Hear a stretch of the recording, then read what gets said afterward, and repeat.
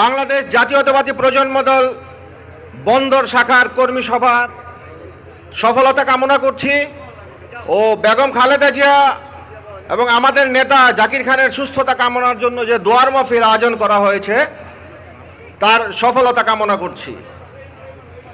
আপনারা জানেন যে আমাদের প্রাণপ্রিয় নেত্রী আল্লাহর রহমতে, অশেষ রহমতে এখন খুবই সুস্থ আছেন।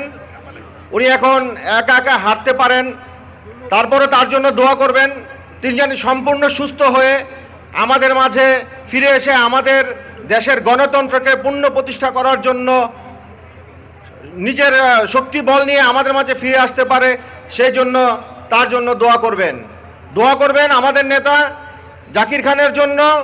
উনি জেলখানায় অসুস্থ আছেন এবং সমস্ত ষড়যন্ত্রের বেড়া ভেঙে যাতে সে আমাদের মাঝে উপস্থিত থাকতে পারে, সেই জন্য আপনারা আমার নেতা জাকির খানের জন্য আপনারা দোয়া করবেন।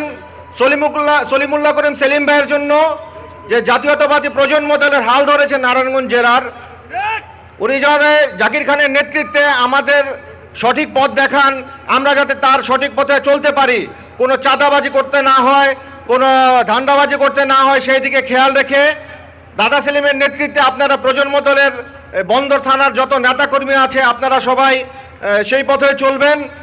আছে আমাদের বড় ভাই ফরিদ ভাই, উনি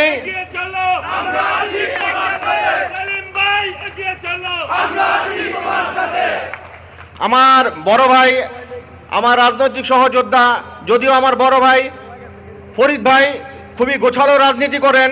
বন্দর থানার যত নেতা আছেন সবাই আশা করি তার সাথেও যোগাযোগ রেখে, দাদা সেলিম ভাই, ফরিদ ভাই আছে, ওদের রায়হান, জিল্লু, ইউসুফ আছে, সবার সাথে যোগাযোগ করে আপনারা সঠিক পথে রাজনীতি করবেন। তবে একটি কথা বলতে চাই, আপোষহীন নেত্রীর কর্মী আমরা, আপোষহীন নেতার কর্মী আমরা জাকির খানের কর্মী। আজ 20 বছর উনি যদি আপোষ করে নারায়ণগঞ্জে রাজনীতি করতে চাইতেন তাহলে বহু আগে উনি নারায়ণগঞ্জ ফিরে আসতে পারতেন, তাহলে ওনারা আর 20 বছর নারায়ণগঞ্জের বাইরে থাকতে হয় না। স্বামী ওসমান সাহেব একটা কথা বলছিল, দিনের বেলা আমারে গালি দেয়, রাত্রেবেলা আমার কাছে ফোন করে মাপ চাওয়ার দরকার জাকির খানের ছিল না।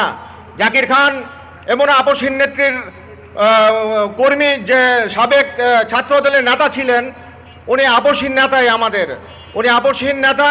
উনি যদি আপোষ করতেন তাহলে আওয়ামী লীগের কোনো নেতা, নারায়ণগঞ্জের এমন কোনো নেতা তাকে ডিনাই করার মতো ক্ষমতা তার ছিল না। সে যদি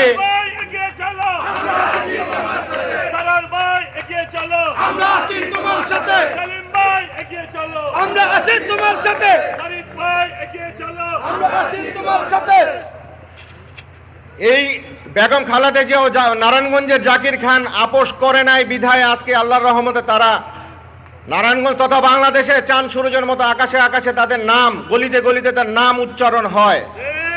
আমরা তাদের কর্মী হয়ে